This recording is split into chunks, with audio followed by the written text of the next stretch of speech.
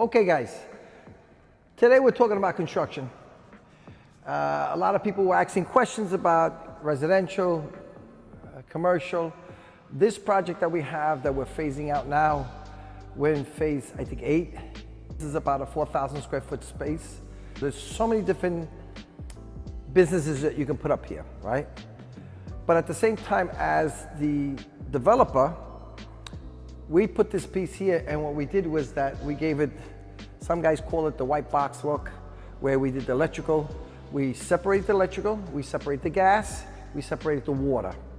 So this tenant up here now will have his own utilities, his own gas meter, his own light meter, and his own water meter.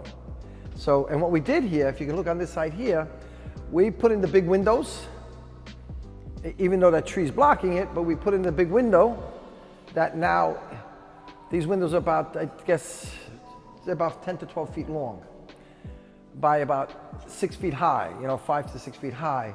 We gave a separate panel, single phase, 200 amps, which is enough power to light up this place, whatever business they're gonna put up here. It's a decent size, so we just opened it up. Did the new bathroom, putting up the heating system for them, right? Basic outlets all over the place, and that's basically it. So basically the tenant that takes over and rents the place, right? Now they do build out. It's called build out, and we're gonna give them build out time. So basically we're now putting this on the market for rent, and then the brokers will our guys will put it up in the sense of build out time. They'll cut a deal with someone who wants to rent it. A gym can come up here also. A lot of different types of businesses can come up here. But in commercial, it's way different from residential. What you guys doing residential stuff, this is not. This is basically walls, open space, and done. You know what I mean? And give them the utilities, and that's it. They take over after that. They start building this out the way they want it. They start putting whatever they want to do in here, and that's what you do on this. So on commercial, guys, it's easier. It's not too much of a headache. And then you give them a build out time, whatever months you agree on. And this lease is going to be 5 plus 5, which is 5 years, and then an option for another 5 years. And that's what we're looking at now up here. When it comes to commercial, you have a different outlook on this here because you're not obligated for nothing here. As a landlord, it's not your obligation to do nothing. Basically, give them the 4 walls, give them a roof. You're going to do structural and roof, right? That's what you're obligated to take care of. So basically, after that, you wash your hands. And this tenant who comes in here, don't call me. As a landlord, don't call the landlord, or the lights, don't call us. The bathroom, don't call us. You don't call for nothing on this here. To the landlord. The tenant that comes in here, no matter what tenant it is, they're responsible for everything. That's what we call triple net. All the expenses are theirs, and all the upkeep is theirs, except for structure and roof. That's something that a lot of people are now looking into, because they see that there's a lot more money in this, but it's less stressful. The only problem that you have a situation with commercial space that has happened to me in all these years, it's only when it's vacant. When it's vacant and the economy's changing, that is your only downfall on this here. That's it. Otherwise than that, when you're in a good area, even if the economy's bad, it don't matter. That area is gonna still be built up, and you're still gonna get your rent every month.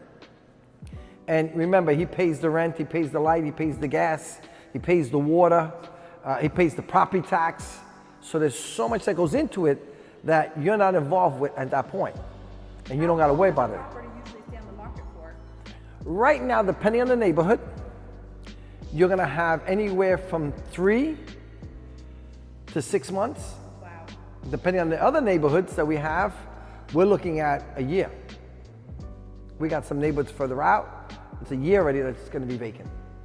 It's just the way it goes. Commercial is not for everybody, and commercial also takes time. We have some retail stores that are taking a little longer to take. We have some warehouse spaces, depending on the warehouse, which is an M1. That's only for industrial, commercial stuff, where that's mostly, I would say, packaging and manufacturing, and building things and making things, or storages of equipment and stuff. Again, some of those take a little longer to rent out. So it all depends on the location where you're at, because remember, real estate is location, location, location. So a lot of the retail stores that we had up here on 4th Avenue, they're gone already, right? The second floors are just about gone. On this here, I got to speak to my guys that are renting this all out. I think they just have this one that's on the market now, if I'm not mistaken. So basically, this one, and I think maybe one more, and then that's it. It all got rented out. This was a 2-year project, 7 buildings, basically close to $6 million in construction, something like that, 5.5. It was a crazy number. Guys, when it comes to rebuilding a building, it's easy and quicker and faster, yes, and you already know what you're in for. When you're doing renovations and rehabs and stuff like that, and subdividing, it's a never-ending thing. One of the 7 properties that we have, we'll go around the corner, was the 2-family in the retail store. That one alone, I think we spent about $400,000 or $500,000 in that. That was a can of worms. And a can of worms is once we touched something, we already knew nothing in there was good. So we had to rip everything out and change that all over. But again, we put the retail store, which now is a beauty salon. And we, bringing in businesses into the neighborhood that's here. So when it comes to commercial, let me go back to that. It's a beautiful thing. I own personally so much of it, a couple of 100,000 square feet of commercial, different buildings, even the 4 blocks in Red Hook. It's all commercial. You will be making money, don't get me wrong, with the commercial, only up until it's vacant. So I give you the good and the bad. So if it doesn't turn vacant, you're good. You don't even shovel the snow. Let's put it that way. I don't shovel snow to these places. I don't take care of the elevators, the freight elevators. I mean, there's so many things that go on that I'm not responsible for in the sense of paying for it. And the upkeep for it, I'm not responsible for it. The tenant is.